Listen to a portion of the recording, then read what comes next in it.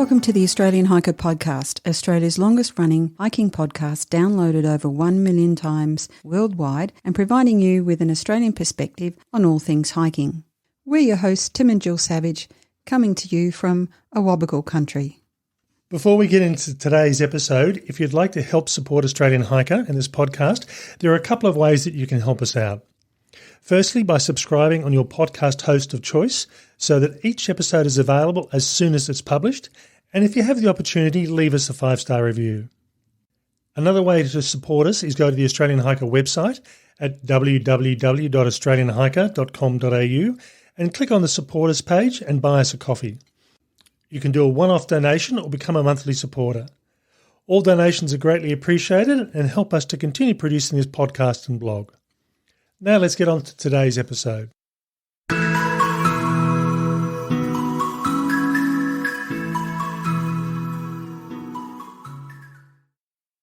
In October 2023, Gill and I took part in the Kokoda Challenge at Lake Macquarie, New South Wales. The aim of the Kokoda Challenge is to raise funds for the Kokoda Youth Foundation's programs and the work that they do. This foundation is a non-profit organisation that aims to help kids in our local communities. The foundation also honours the Australian soldiers who fought for our freedom in Papua New Guinea during World War II by spreading awareness about this story and legacy. This episode consists of 3 segments, with the first being an interview with the Kokoda Youth Foundation Chief Executive Officer, Johllene Elson, to find out more about her organisation and the work that they do and what the Kokoda Challenge is all about. In the second segment of this episode, you'll hear a series of recorded interviews about our experience on the day of the Kokoda Challenge, which also includes interviews with other participants as well as an event volunteer. And finally, Gill and I will do a wrap-up of the challenge and the great work this organisation does. Johllene, thank you for taking the time to chat with Australian Hiker about the Kokoda Youth Foundation and the Kokoda Challenge. Thank you, Tim. I really appreciate you spotlighting our organisation and for coming to Lake Macquarie and experiencing what the Kokoda Challenge events are all about. Now, before we discuss the Kokoda Youth Foundation and the Kokoda Challenge, give us a bit of a brief background to yourself, just a bit of your general background, and are you much of a hiker?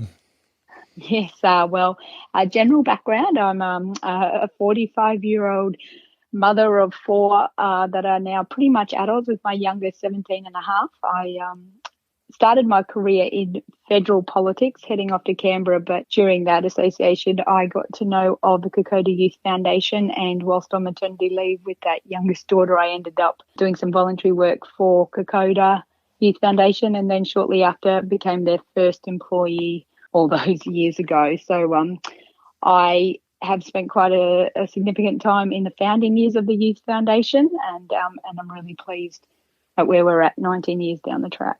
Okay. And as I said, are you much of a hiker at all, or is this this is by default that you've become a hiker? I probably wasn't much of a hiker before I started with the foundation, but I have definitely become a hiker. I do love hiking.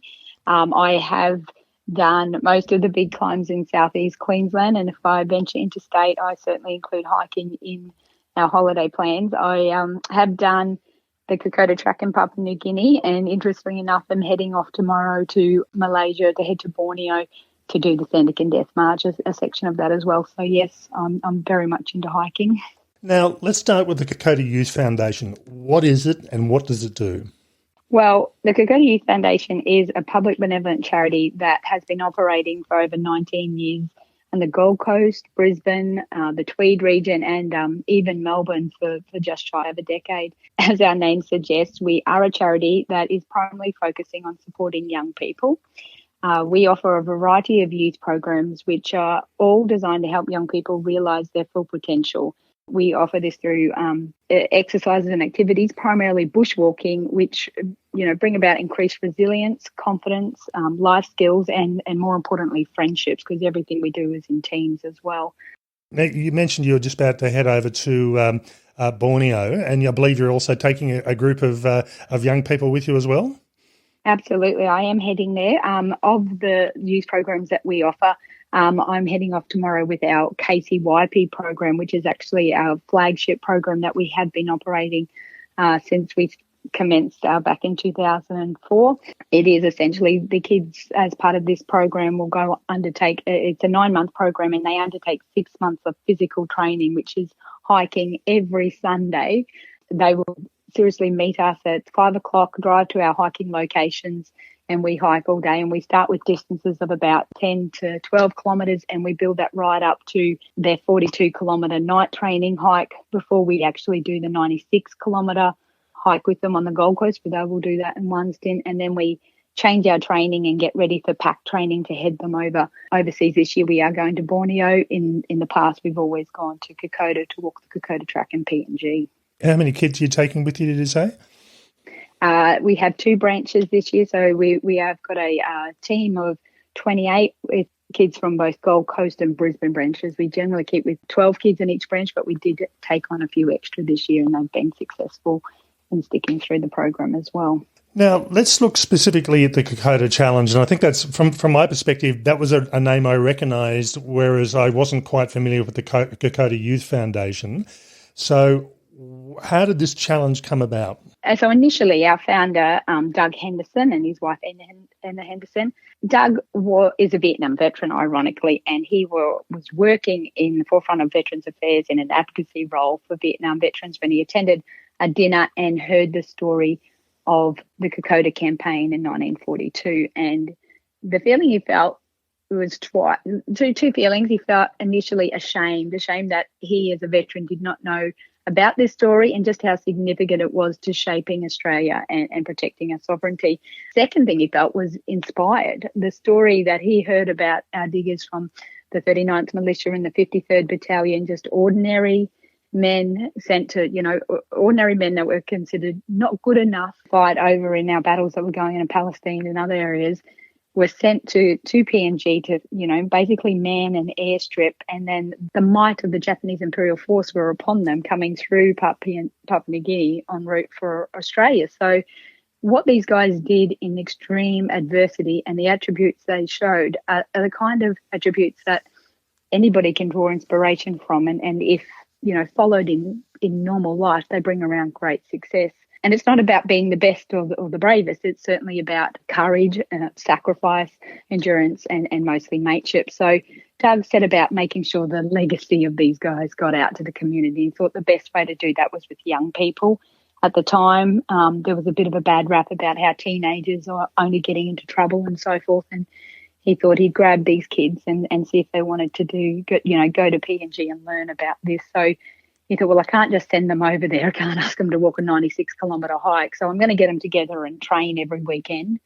And then before you knew it, he thought, I can't just have them, these kids don't really know right from wrong. So I need to have some structure and I need to have some boundaries. And he applied some of these army principles that he learnt there. And before he knew it, these kids were turning up week in, week out. They were putting one step in front of the other. They were following direction, working as a team, hiking as a team.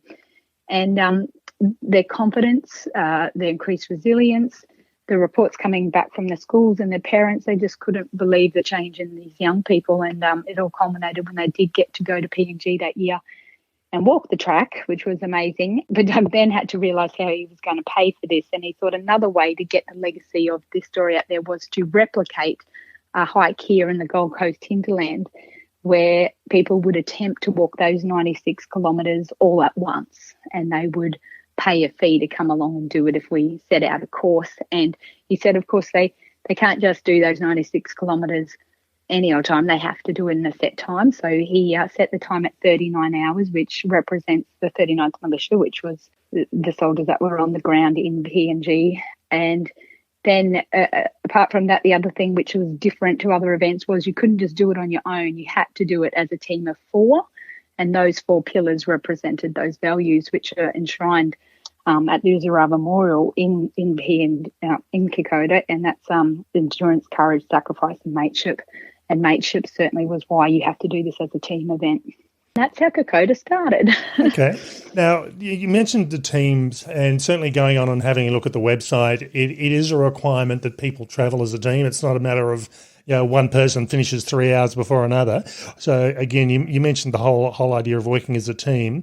How do you find people go with that? Because I suppose travelling as a team, it means you're going to be travelling at the distance of the slowest person. Do people cope with that quite well, or?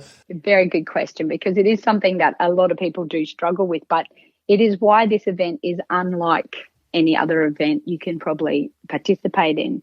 This is an event that doesn't just push you physically, it pushes you mentally, and it certainly pushes you emotionally. It is like a very unique experience, because we do have very strict requirements that you cannot go into a checkpoint along the challenge and not have your team with you. And if there's more than 100 metres, you risk disqualification from the event. So you need to stay really close out there. And that's because we want you all looking after one another.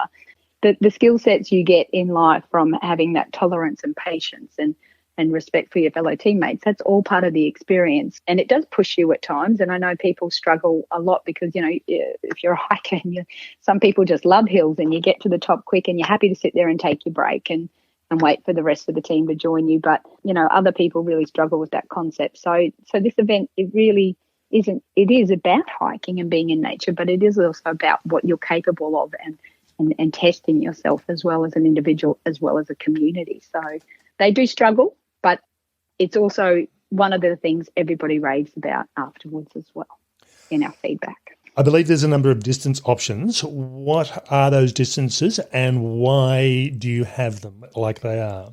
So initially when we started this event, there was only 96 kilometres, and about 3 or 4 years later, we thought we've got to put in a 48 kilometre because some of the school teams wanted to put in, but they didn't want their kids out there doing that. So we started with introducing a 48 kilometre.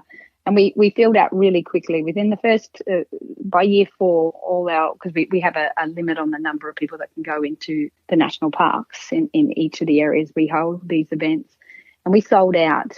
By year 4, we were selling out within 48 hours. So we started seeing there was demand for this, and we thought, well, we might hold another little event in Brisbane, but we won't do the full 96 up there because that's logistically quite an expensive and big operation. So we started offering the half event at the 48, and then another event came in soon after at 30 kilometres. But we are a youth foundation, and a lot of schools pick up what we do as well, from hearing about our youth programs to how they can get the kids involved in our event. And that's why we introduced an 18 kilometre. We could drop our age limits a bit and allow 9-year-olds to participate in this event. And so now we offer in most of our locations, except for Gold Coast, the 18, the 30 and the 48 kilometre. And we have found that even though we introduced that for young people, it's just opened up more people more often getting to get a taste of the Kokoda legacy, because everybody, no matter what fitness you're at in hiking or bushwalking, there's an option available for you to participate.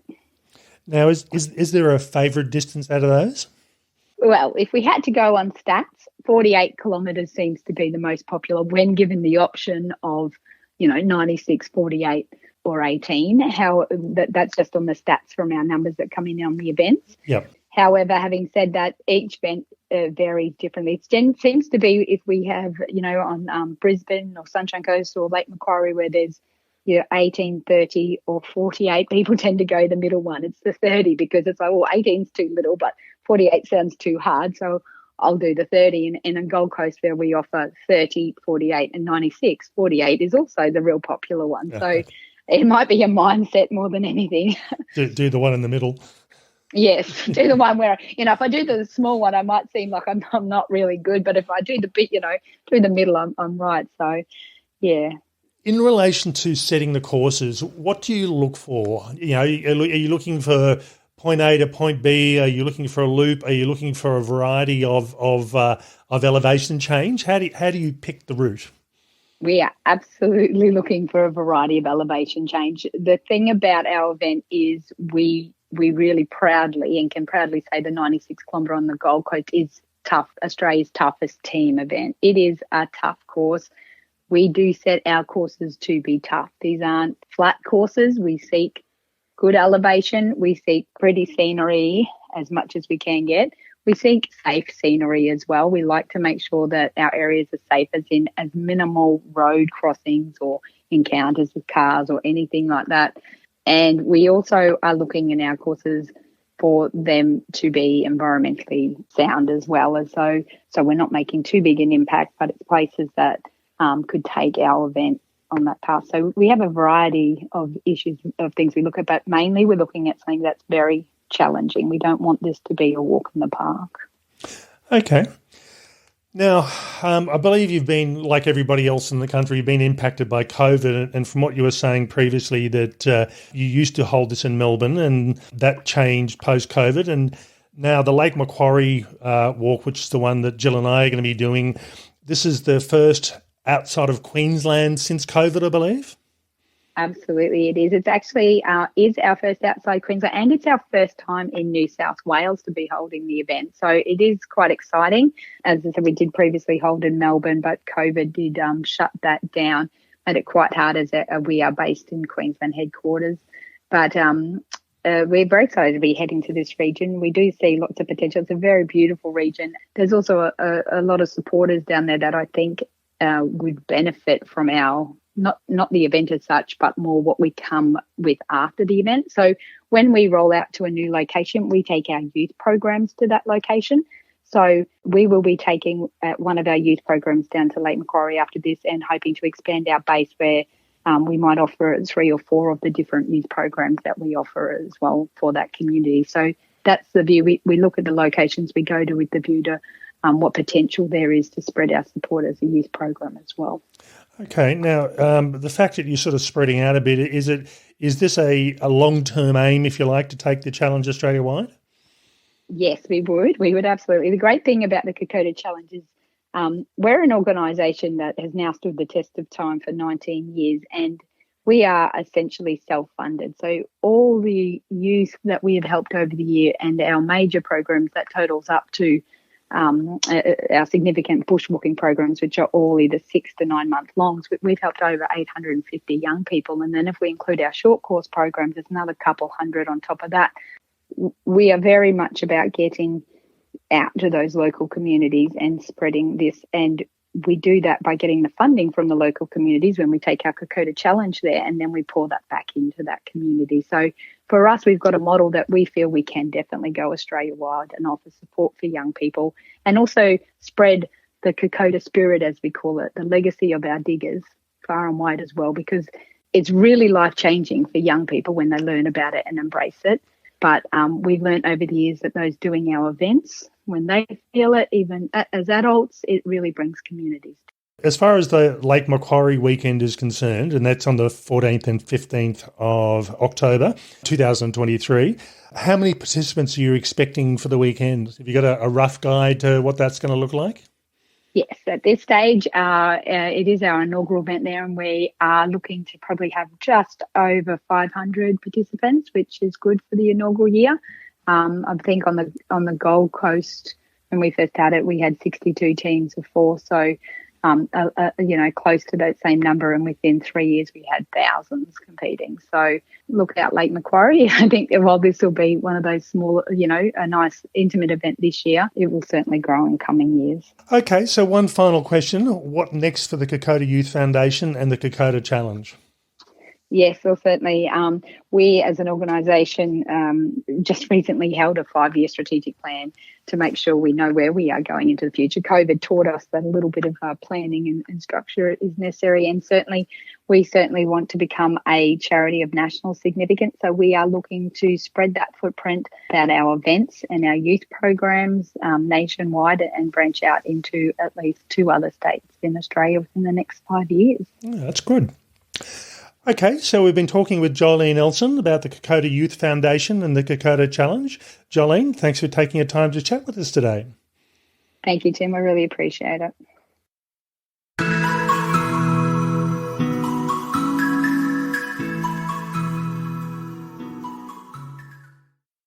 In this next segment of this podcast episode, you'll hear some recordings that were done starting prior to the beginning of the walk, throughout the day and at the end of the day, including recordings from both Gill and myself, from another team at the start and the end of the race, and also from a race volunteer, just to see what their job involves.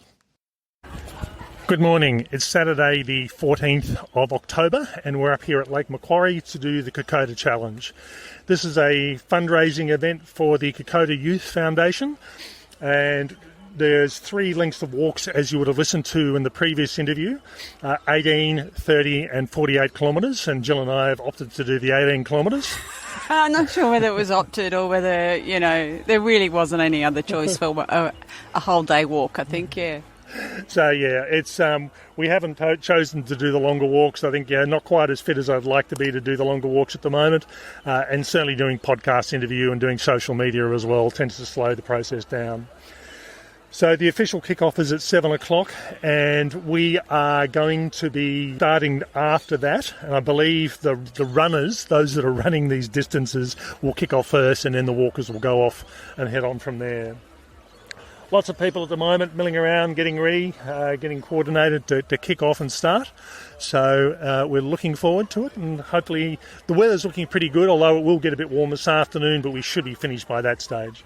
Yeah, it's a really nice day, no cloud, and lots of people getting excited, I think, and a whole range of different age groups, which is great to see. So, the whole sort of demographic of society you can see here, and everybody's getting a little bit pumped up. I think the coffee's flowing, and you can get an egg and bacon roll to keep you started, but some people are keeping it fresh and natural, and having fruit and bananas and those sorts of things. So looking forward to it. It's an area that we haven't explored very much, and it's a bit of an elevation climb, I think, over the day. It's about 540 something metres from where we are, from what I can work out, and I think the first part of the day is going to be the tough bit. It's pretty much uphill. Given that we're doing the 18 kilometres, we then get to do a bit of a loop and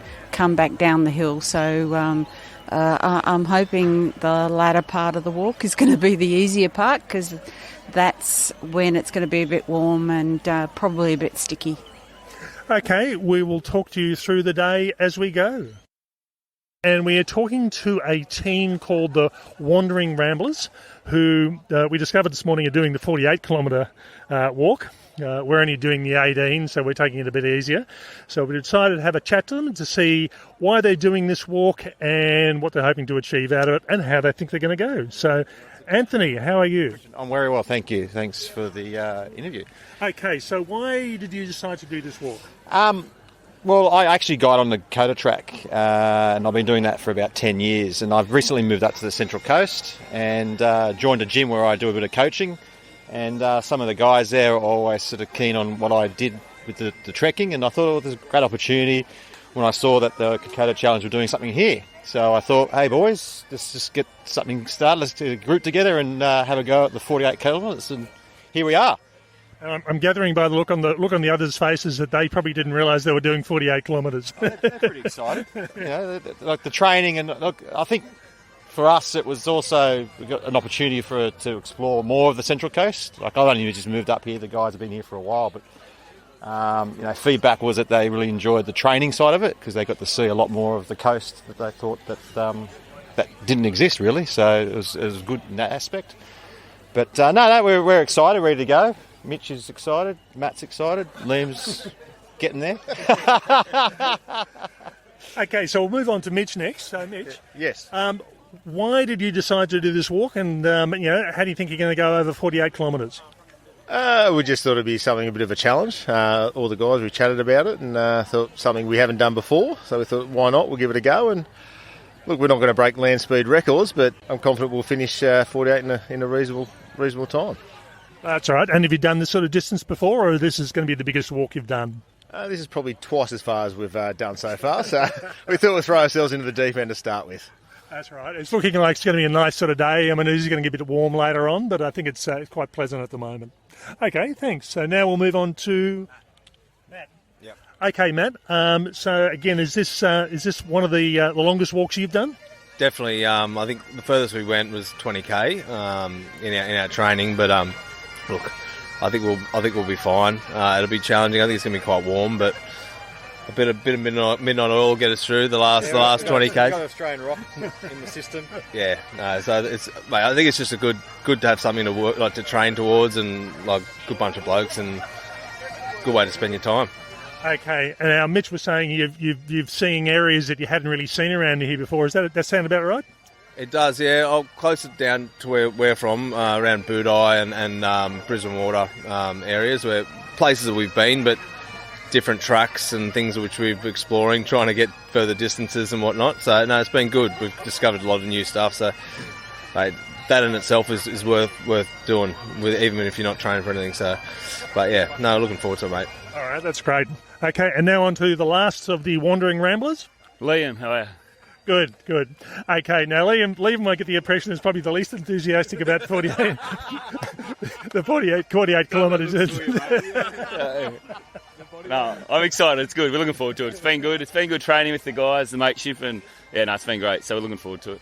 All right. Now, what do you think is going to be the hardest, apart from the distance? What do you think is going to be the hardest part of this walk? Probably about the halfway mark when we realise... sorry, they're just pointing at Anthony. Probably about the halfway mark, to be honest, like when we realise we're only halfway and just trying to get through that mental barrier. But that's the intent of it, is the mateship and the training that we've been preparing for. So I think we're well prepared as we could be for people who haven't done this kind of event before. We've got Anthony leading the way, so he's got some tunes for us to keep us going. So, yeah, looking forward to it. All right, no, that's great. So we've been talking to the Wandering Ramblers. We will hopefully catch up with them roughly around about 10 hours from the start of the track, which is at 7:30, and see how they went for the day. Okay, thanks a lot, guys. Pleasure, and good luck to you. Good morning. We've been going for an hour now, so it's around about 8:50. We have gone just on 4 kilometres, so we're going at a pretty good pace. And that's with probably the steepest hill of the whole track, within sort of about 300 or 400 metres of starting the trail. Yeah, it was a bit of a surprise. Well, for us anyway, the organisers knew about it, but and a big heart starter. There was a bit of puffing up that one. I think it's the steepest hill I've been up in a very long time. But, it's doable, and, once it's done, you get into the undulating. We're now on a four-wheel drive track. The one we're on is a little bit cut up, but it's so dry. And I think that's probably something that we're going to be seeing for, pretty much the whole run through. It's interesting. I mean, now the whole concept of this walk is to stay together as a team and support your mates. And it's not a race. And in fact, you're disqualified if you separate out and go through a checkpoint and you don't have your team together. So it's interesting because we started in waves, and the 18-kilometre walkers had 2 waves, and we were in the second one. And people tend to be travelling in groups, and we're almost travelling as a pack. So while it's not a race, you sort of feel like you're sort of pushing along as a result. As Jill mentioned, it is very dry, surprisingly so. Really didn't think about it being as dry as it has or it is. But it's quite nice. We're just sitting here off the side of the track. You can hear the birds in the background, and it's quite pleasant. Yeah, and everyone's past us now, and so we've got the crew waiting now. They'll be behind the sweepers. The sweepers, yes, that's right. So they'll be waiting until we get up and walk off. But it is very pleasant, and as Tim said, pacing yourself, I think, is important, and also having breaks. And I'm not sure that people have quite got their heads into that yet. So we're very refreshed, and people have just walked past us who don't look so refreshed. Maybe they need to take a break, but I guess that's up to them. I think people are waiting for the first proper checkpoint, but I'm not quite sure how far away that is. But I thought that was around about 9 kilometres, which is about the halfway mark. So we've still probably got another hour to go to that checkpoint, but we'll see how we go. Okay, we'll just finish off here and head on. It's 10:06 a.m. We've been going now for 2 hours and 18 minutes, and we just picked a good spot on the side of the trail just to have a short break and just to do a recording. We've done just on 8 kilometres, so we've got 10 kilometres left to go.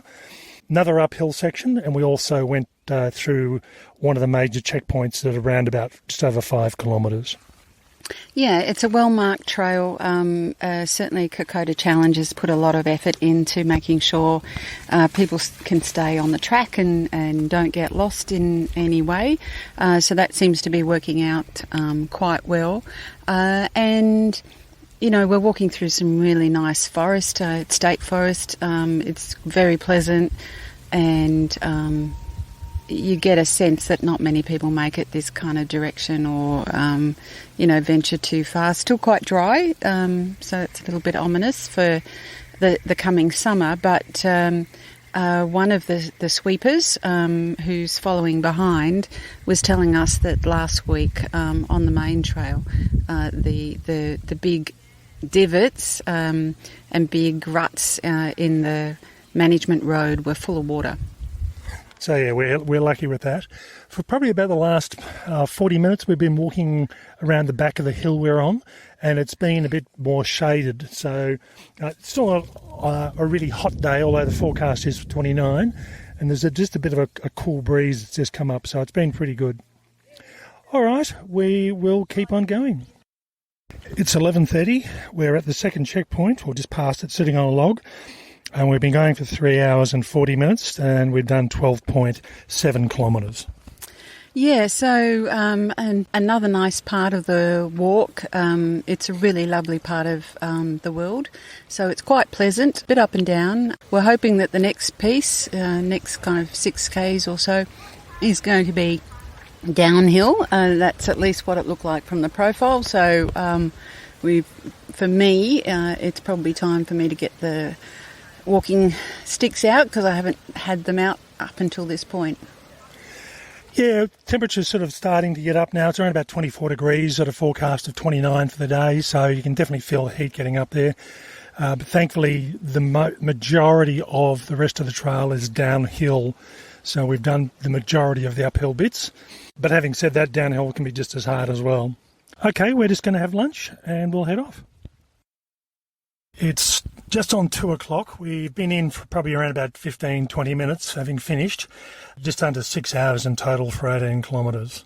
I don't know whether Jill's happy with me saying this. Apparently we're the oldest two-person team on the day.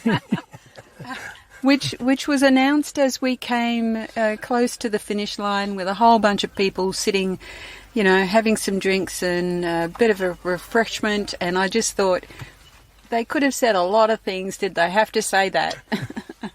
The last section was pretty hard, only because it's starting to get fairly hot. And as we speak, it's 27 degrees, so it's close on the maximum already. So, yeah, certainly feeling it. Yeah, that last bit coming in, it was mostly downhill, but that doesn't really make it any better when it's, hot. We were lapped by some of the 30-kilometre people, which, to be honest, didn't make us feel too bad. So, all in all, I think people tended to see it as kind of as a challenge, as in a kind of race challenge, and, wanted to start and finish as quickly as possible. We spent a lot of time, sitting on the logs, obviously doing the podcast recording and a whole range of other things, just enjoying the environment. But we seem to be in the minority in that regard. In the last two interviews for the on-trail portion of this podcast, we catch up with a trail volunteer to see what their role is in this event, and then we catch back up with the Wandering Ramblers, who finished roughly around about 3 hours after we did, which is pretty impressive for 48 kilometres. All right, so we're here at the start/finish of the Kokoda Challenge, and we're going to be talking to Craig, who is a community member for Australian Hiker, but he was the reason that we actually found out about this event and came up to do it and ran the interviews. So we thought we'd talk to Craig because Craig is a volunteer for this event, and like all these events which are raising money, and in this case for the Kokoda Youth Foundation, it relies a lot on volunteers, and without them, these events aren't going to succeed. So Craig, thank you for taking the time to chat with us. Nice to meet you, Tim. Nice to meet you, Jill. So what does a track volunteer do for the Kokoda Challenge? Okay, so at the start of it, we normally start 2 days out from the event. We do a lot of track marking. Try to make sure that no one would ever get lost on courses. Some of the tracks are difficult to do. So like take the area up here, there's a lot of four-wheel drive tracks and there's a lot of offcuts and offshoots and so on that aren't on any maps. So we've got to make sure that the track is positioned correctly and no one gets lost. Then on the Friday we set up the village. So all the Kokoda tents and fences and marquees and everything else and so on, so it looks really presentable, photo worthy and stuff like that, so everybody comes in and make sure everything's happy. We drop off the water everywhere, toilets everywhere, and basically just get ready for the main event on the Saturday. And then we have checkpoint captains. Most of the checkpoint captains are volunteers. We go out to every checkpoint and welcome everybody in. We make sure everything's running right, timing gear and so on. People know which way to go when they come to main junctions. And after competitors go through, we may end up sweeping, which means clearing a track out to like a leave no trace type of things. All right, so that's before the event and during the event. So what happens now? The event is almost over. The last group should be in the next hour or so. So what's the procedure from there on? Okay, because it's only a small event and the very first time we've been here in New South Wales, there's only about 500 competitors, so we'll finish early. Somewhere like a typical 48, we have people coming in anywhere up to like 1 o'clock or 2 o'clock in the morning.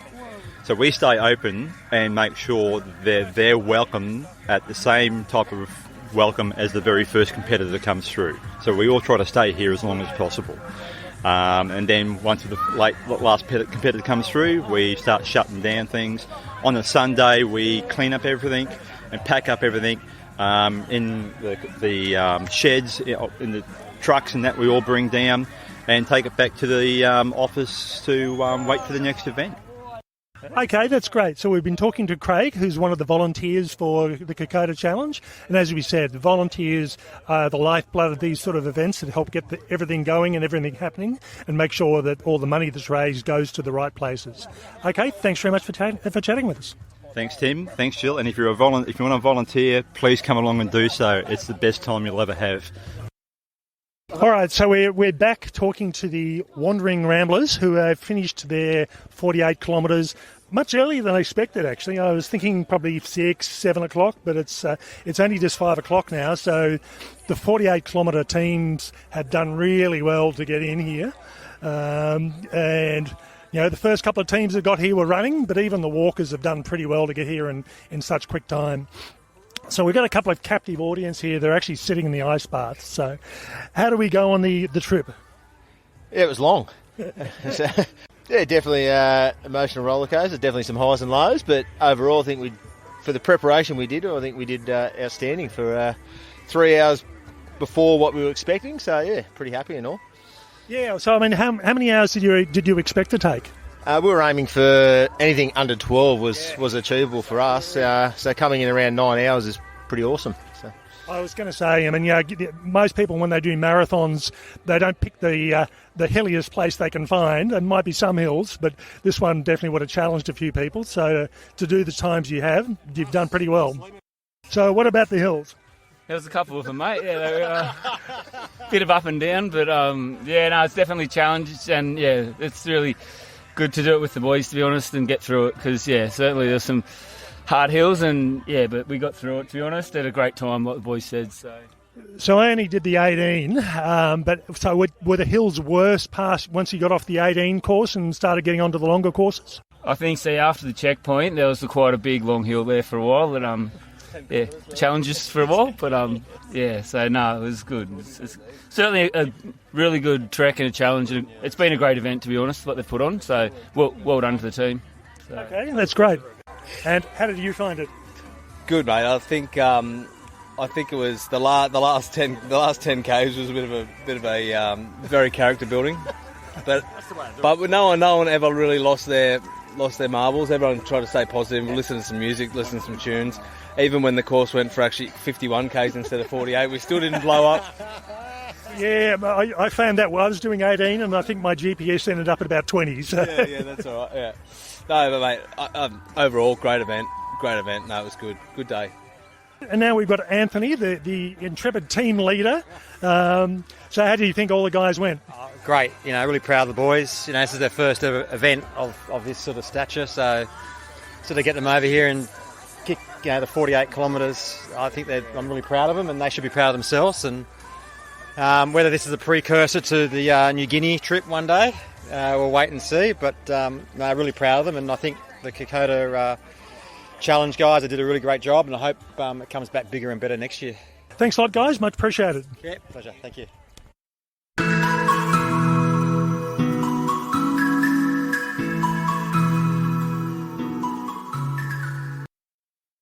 So that was our interview with Johllene Elson, the CEO of the Kokoda Youth Foundation, as well as our on-trail episodes.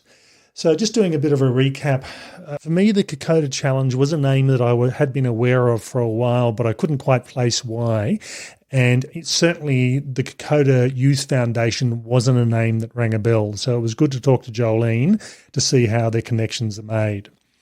So with the Kokoda Youth Foundation, they run a number of programs aimed at helping youth, and certainly you can get a lot more detail of this on their website, and the information of where to find that will be on our show notes. But they run 4 main programs. The Digital Detox, which is aimed at helping to get youth disconnected from technology. Very worthwhile and huge challenge. The Kokoda Youth Program, which aims to build personal strength and resilience through hikes and community volunteer service. Kokoda Pathways, which is mentoring in workplace readiness while learning personal and social development. And On the Right Track, which is physical training for the 48K Kokoda Challenge to promote self-discipline and tolerance. So all very good programs and all aimed at putting back into the community. So in talking to Johllene, she said that basically the money they raise goes back into the communities they come from. So we just completed the Kokoda Challenge on the weekend, and that helped raise $70,000 from that event for the first year. That money will go back into community programs to help youth where they can. So it's a pretty good response. Yeah, and the other thing is that those programs that you mentioned, the youth that participate in them, they don't pay to participate. So that's a pretty important thing. All this money does go into real things on the ground. So that's a great thing to have. And I know from talking to Johllene, she was saying that, one of the first programs they ran, they had teachers and parents say to them how much their kids had changed and how much more responsible and interactive and they'd become because of the programs that were being run. So definitely achieving positive outcomes. Well, I guess a hike every week for 6 to 9 months would probably do that. It certainly would. Now, with the Kokoda Challenge, so Gill and I went up and it was the weekend of the 14th and 15th of October, but certainly the events run on the Saturday. But for us, we travelled up from Canberra on the Friday, did the event on the Saturday, and then travelled back on the Sunday. And there were people that were taking part in the Lake Macquarie event that had come from Queensland. Yes. These are people that had done it on the Gold Coast, liked it so much they'd come down to do the event, another event further south. So that's pretty good. So the Kokoda Challenge is underpinned by 4 pillars, and that's courage, endurance, mateship, and sacrifice. So we found this really interesting. On the weekend, people were, I think, even though this is not a race, I think people were very, very competitive. There was no doubt about that. They thought Gill and I were a bit strange because we were stopping every so often to take breaks. And that's just the way we hike. Every hour and a half we do stop. Yeah, I did announce that for one group I said you had to take advantage of every log that you find and enjoy the view. And they did look at us a bit sideways, wondering, what was going on there. But, we did pretty well. We stopped all those places, all those logs, and we were recording along the way, and we still did pretty well. So these 4 pillars, the aim of this is that, as Johllene said, you walk as a team and you finish as a team. So again, the whole concept of, all right, you've got a really fast runner or walker and they finish 2 hours before the last person, doesn't cut it. If you go through a checkpoint and you're any more than a minute away from your team, roughly, they'll look at how far apart you are and potentially disqualify you, because it is about staying together as a group, helping people within your group, and that's the whole issue of mateship. And in some respects, I'd say sacrifice as well, because I know it drove Gill insane having to keep up with me because she's a faster walker than I am at the moment. So the problem was you couldn't keep up with me was actually the problem. But anyway, there you go. I did find that frustrating. I just thought, come on.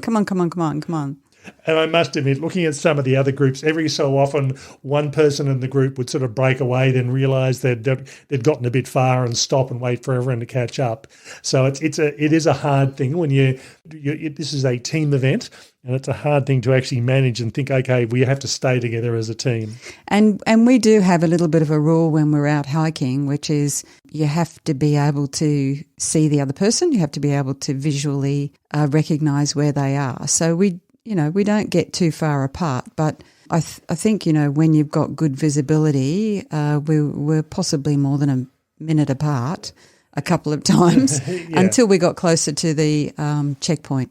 The teams for the open event are anywhere between 2 and 4.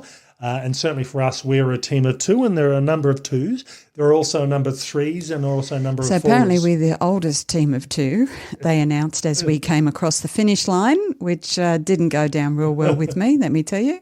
But and they also do school groups as well, and the school groups, it's a team of 4 plus a teacher. And I'm sure probably a teacher / parent would also rank in there as well. But I must admit, the school groups we saw on the day, I think the teachers looked a bit hard done by the end of the trip. Yeah, they'd had trouble keeping up. But I also think some of those young kids had done, half as much of the distance again, because they were just weaving all over the place.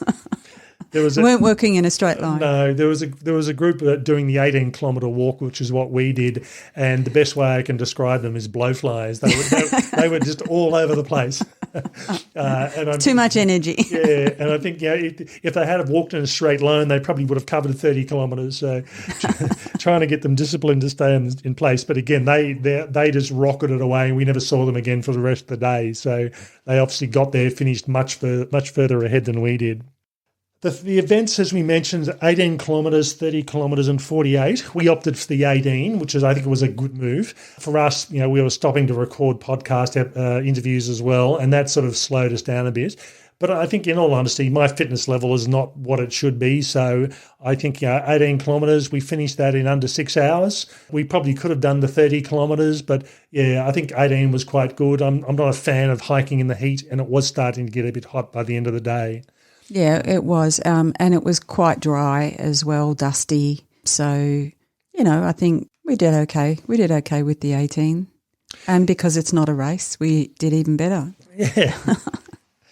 Now, on the trail itself, one of the comments I'd probably make here, and again, this is nothing to do with the event, but more the location, I was surprised, or we were both surprised at how dry it was. Yeah. And at one stage, when we'd started, we stopped to do our first podcast recording, so we ended up being last out of the 18-kilometre walkers, and for that matter, out of the 30 and 48 who had gone off before us. And just on that, we weren't actually last 18-kilometre people to finish, so let me just make that clear. But we were talking to the sweepers who were coming in behind us to make sure there was no one left behind, and they were picking up unnecessary trail markers because it was there was a bit of a loop to start with, so there was a section of trail where people weren't coming back on, so they were collecting all the trail markers.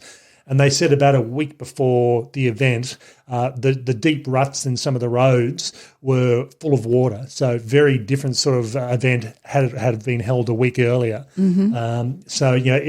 It just surprised me. I mean, I'm so used to having so much water over the last few years, to see it almost bone dry was quite surprising.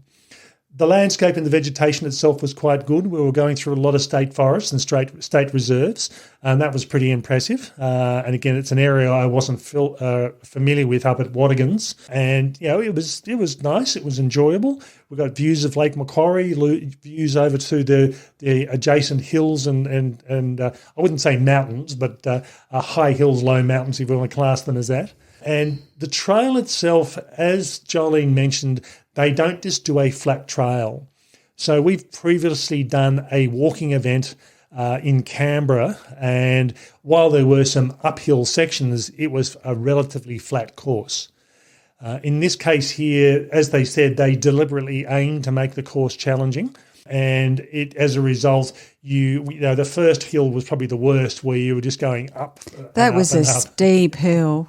and that was bitumen, so that was just off the local road, but it was steep, and then it turned into management road, but I'm thinking the management road was a bit easier to cope with than the bitumen, but anyway. As we said, we had a number of stops along the way. I think we probably had 4 stops in total, including a lunch break, which was just past the last checkpoint before we finished the race itself. And as I said, for us, we're used to a hiking perspective where roughly every hour and a half, we stop and have a break just to have something to eat. And look around. I mean, that was the other thing. I think, we were enjoying where we were and taking some photos and, just taking in the scenery. And certainly for us, it wasn't a race. It was just about enjoying the day as we were going. As you would have heard, we interviewed the Wandering Ramblers before and after the event itself. We'd had them teed up to interview at the start of the race, and we were hoping to catch up with them later on as well, not realising they were doing the 48 kilometres. So we thought, these guys are going to take 10, 12, 14 hours to finish, and we were going to have to come back at 10 It's not o'clock because at night. they didn't look that fit. No, but it was a long distance. And in talking to them, they said that apparently their biggest distance for most of the group was probably only about 24 kilometres. Yes. And they managed to complete their event in around about 9 hours. And they said they originally were expecting to complete in 10 to 12 hours. So, from their perspective, they did really well. And, we finished our event, went back to our hotel, had a quick shower and came back again. And we were probably only there for about 40 minutes before they came in. Mm-hmm. So they did really well on their time, and they certainly weren't the first group in. The first 48 group were in really quick. But I think the first 2 groups that came in were actually running the course. They were running. And what was interesting about the Wandering Ramblers was that there was a moment of disappointment when their GPS reached, 52 kilometres. It was like, but we're not there yet. And I think this is the thing with these sort of things. When we go through and do hikes and measure the distances and do reviews, I've always got a dedicated hiking GPS, as well as I'm carrying a Fitbit and also a Sunto GPS watch, and they all read differently. I'm more trusting of the full-on GPS. It's a bit more robust and dedicated piece of equipment, but it depends on what the settings are like. Yeah, that's right. How sensitive you've got the settings. So I think for us, we were supposed to be 18.47 kilometres, and I think we ended up with 20.5 kilometres according to my GPS watch. So again, it's always good to think, I've got a kilometre to go, and you think, hang on, we're still a way out. So.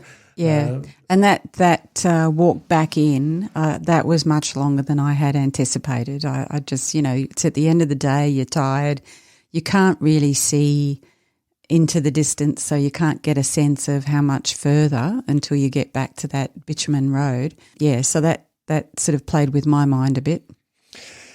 In interviewing the Wandering Ramblers, it was interesting. You could tell I interviewed them probably about 15 minutes after they got back, and there were 2 of them were captive audience. They were in the ice bath at the end of the trip, and we were talking to them, and you can just hear how tired they were. They did really well, but you could tell they were tired also. We also had a chance to catch up with one of the volunteers from the event, and again, these sort of events that are fundraising for charity and fundraising really do rely on the volunteers. And the volunteers do so much work in helping these things out, getting the courses set up, getting everything in place, doing marshalling exercises, sweeping, all those sort of things that have to be done. And again, because it's a fundraising event, you can't afford to pay everyone to do this because you end up not raising that much money. So I think it's really good that the volunteers, this seems so enthusiastic. And we talked to them. Apparently, Craig, who we interviewed, said, the first person in gets lots of enthusiasm, but so does the last person. You don't want to be the last person that's come in at 9 o'clock at night. Nobody's there and there's no one to cheer you on. And I can tell you these volunteers are pretty enthusiastic. So yeah, they are. You just listen to some of the videos, but I think that's kind of nice. I mean, they want everybody to have a great experience, and they want everybody to feel welcome and walk away with not just a sense of achievement, but a sense of contribution as well? Okay, so that was our experience with the Kokoda Challenge, the fundraising event for the Kokoda Youth Foundation. Really worthwhile event. We're glad we went through and did it, and it's well worthwhile taking part of. So, as Johllene said, they're trying to go national, in the coming years, and in the next 5 years, they're trying to pick up 2 extra locations. So, if there's one coming to you, it's certainly worthwhile joining in, either as a walker or as a volunteer if you're feeling so inclined. And if there isn't one coming to you soon, then go and look for one that's maybe just a little bit further afield, but still doable from your perspective. Now, if you go to the show notes for this podcast, you'll see some photos from the day, a video of the start of the event, which was when the 48-kilometre walkers kicked off, links to the Kokoda Challenge and the Kokoda Youth Foundation, and have a look and see if this is something you might want to be involved in or to take part in. Okay, we hope you've enjoyed this episode and has maybe enthused you to get active and involved in the next Kokoda Challenge event that comes your way. That's all for this week. Bye for now. And bye from me.